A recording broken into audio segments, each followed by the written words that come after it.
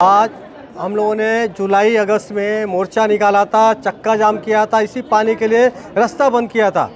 आज कल्याण ईस्ट का पानी ये लोगों ने बिरला कॉलेज के पास एक टाकी बनाया, कल्याण ईस्ट का पानी उधर शिफ्ट किया। 25% का पानी गोविंदवाड़ी से जो ढाबे बने हुए हैं अनलीगल कनेक्शन दे करके अधिकारी उधर से हफ्ता वसूल रहे।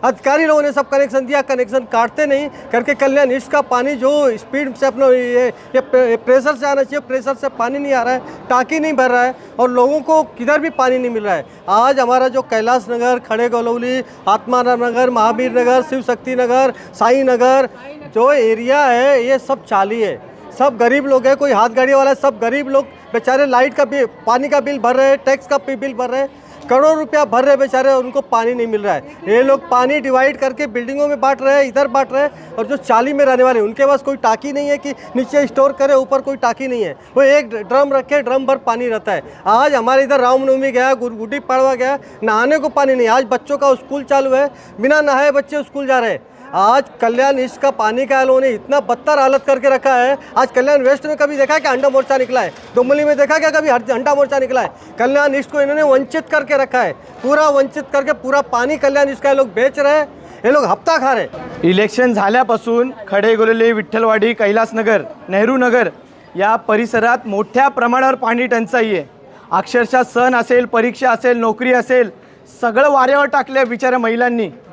ना आंघोळ करता येते, ना पाणी पिता येते, ना जेवण बनवता येते, अशी परिस्थिती झाली आहे। नाही झोप पण नाही राहत रात्रीच्या। अक्षरशः लोक आम्हाला येऊन बोलतायत की एक काम करा, पाण्याच्या टाकीमध्ये झेर टाका आणि मारून टाका सगळ्यांना।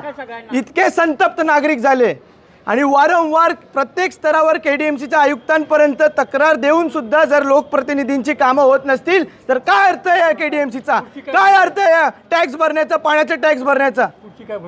पुढची भूमिका हीच आहे। आज पण आम्ही इथं आलोय, डेप्युटी इंजिनियरांना भेटलोय, ते बोलतात आमच्या हातात अजून काय नाही, 12 वरून काहीतरी होईल तर काहीतरी होईल। पण मी त्यांना ठाम सांगतोय, जर आता पाणी 2-3 दिवसात नीट सुरळीत झालं नाही तर हा तर मोर्चा पण नाही तर साधे लोक आणलेत आम्ही पूर्ण कल्याण पूर्व, पूर्ण कल्याण वेस्ट पर्यंत जॅम करून टाकू। कारण की या बिचाऱ्या माणसांना, गोरगरीब लोकांना पाणी मिळालं पाहिजे। सगळी चाळीतली, बिल्डिंग मधली जनता आहे, एवढा करोडो रुपयांचा टॅक्स भरून सुद्धा जर पाणी भेटत नसेल तर मग टाळा लावा केडीएमसीला, काय अर्थ नाहीये। शेलेपाडा झालं, कैलाशनगर झालं, खडे गोलिवली झालं, विठ्ठलवाडी झालं, या ठिकाणी अक्षरशः नागरिक त्रासलेत। त्यांच्या घराघरात पाणी नाहीये, पाणी सोडतात, काही ठिकाणी 15 दिवसांनी सोडतायत, 10 दिवसांनी सोडतायत। आणि जे स्कूल्सचे प्रॉब्लेम्स आहेत, लहान लहान मुलांना स्कूलमध्ये जायला लागतं, ज्येष्ठ नागरिकांचे प्रॉब्लेम्स आहेत, हा जो पाण्याचा जो विषय आहे, हा पाण्याची टंचाईचा जो विषय आहे, हा केवळ एक पाणी म्हणून एक लोकांची सुविधा नाही आहे, हा त्यांचा हक्क आहे। त्यांना वेळेवर पाणी भेटला पाहिजे।